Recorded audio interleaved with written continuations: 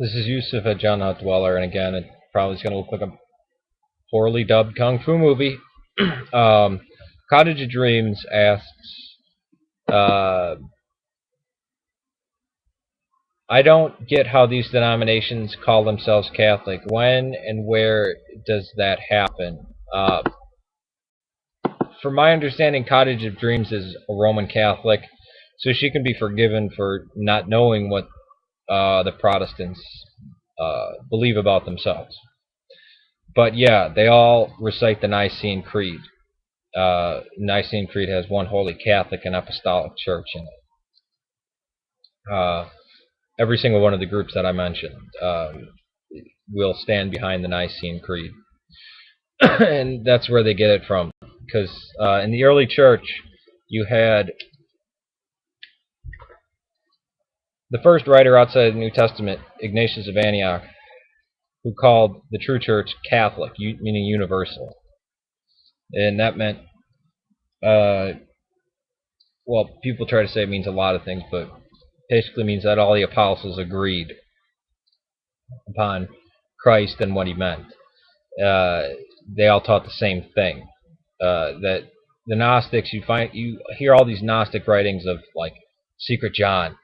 Yes, he told the apostles that, but then he pulled me aside and told me this in secret. So yeah, everybody knows that stuff, but this is the secret way of getting to God. And they hate the flesh. They don't like sex. They have a lower view of females.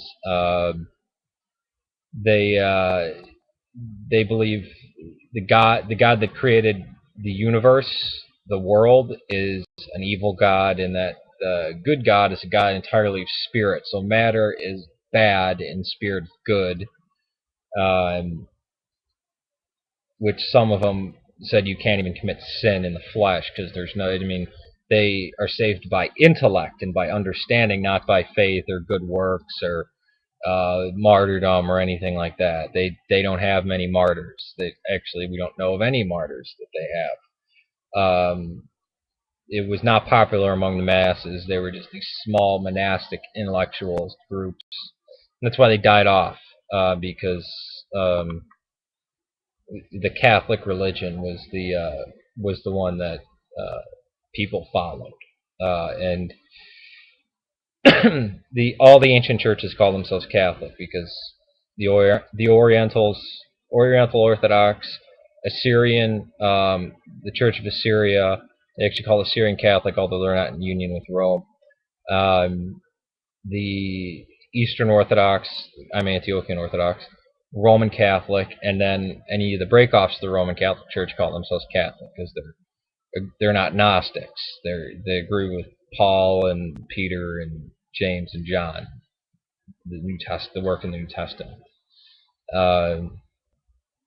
Pandir's box on here claims to be a Gnostic, although he's through the talks I've had with him, he's getting very Catholic, and it's not recognizable as what I call Gnosticism, or what most people understand as Gnosticism. That's his own belief. This video is not made to bash him or anything like that. I differentiate him from Gnosticism, but it's just to clear up what you're asking. I'm not shifting any blame on you since you are actually a Roman Catholic. Why would you know what the Protestants believe about themselves?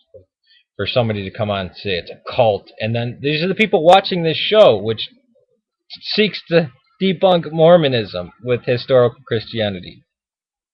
So, Cottage of Dreams, I understand your question. There's no fault there. Whereas the other one was just an accusation that I was saying that Sean McCraney was part of the Latin Rite, or that Roman Catholicism is a cult. I don't think either. Well, Roman Catholicism, by definition, cannot be a cult.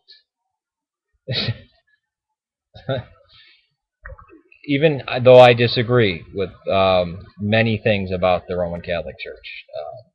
Everything since, well, at least since 1054, but from before that. But I don't call it cult. But We can get into that some other time. But I hope that answers your question. Peace to you. Yeah, I guess you're my new friend on there since since there's no friends, it's just contacts now.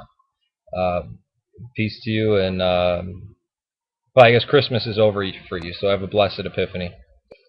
Now we're in that season. I like the liturgical season.